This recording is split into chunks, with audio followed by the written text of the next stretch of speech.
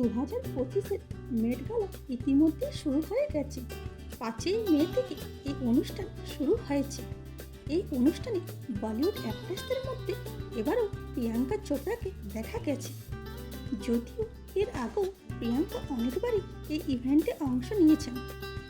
এবারে প্রিয়াঙ্কা হাজব্যান্ড নিক জোনাসের সাথে এই ইভেন্টে অংশ নেন। প্রিয়াঙ্কা হোয়াইট কালারের আউটফিটে সকলের নজর কাড়েন। এর সাথে প্রিয়াঙ্কাকে মাথায় ব্ল্যাক টুপি ও হাতে ব্ল্যাক গ্লাভস ক্যারি করতে দেখা যায়। প্রিয়াঙ্কার হাজব্যান্ড নিক জোনাস ব্ল্যাক প্যান্টের সাথে হোয়াইট শার্ট ক্যারি করেন।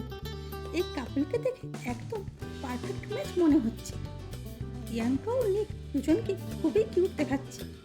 প্রিয়াঙ্কা তার একমাত্র মেয়ে মালতীকে বাড়িতে রেখে এই ইভেন্টে অংশ নিয়েছে। যদিও প্রিয়াঙ্কা বেশ কয়েক বছর ধরে বলিউড ছেড়ে হলিউডে কাজ করে চলেছেন, তবে আশা করা হচ্ছে যে প্রিয়াঙ্কাকে খুব তাড়াতাড়ি বলিউডে দেখা যাবে। এরকম ভিডিও পেতে চ্যানেলটিকে লাইক, শেয়ার ও সাবস্ক্রাইব করুন। আর ফেসবুক এসব থেকে দেখে থাকলে ফলো করুন। Thanks for watching.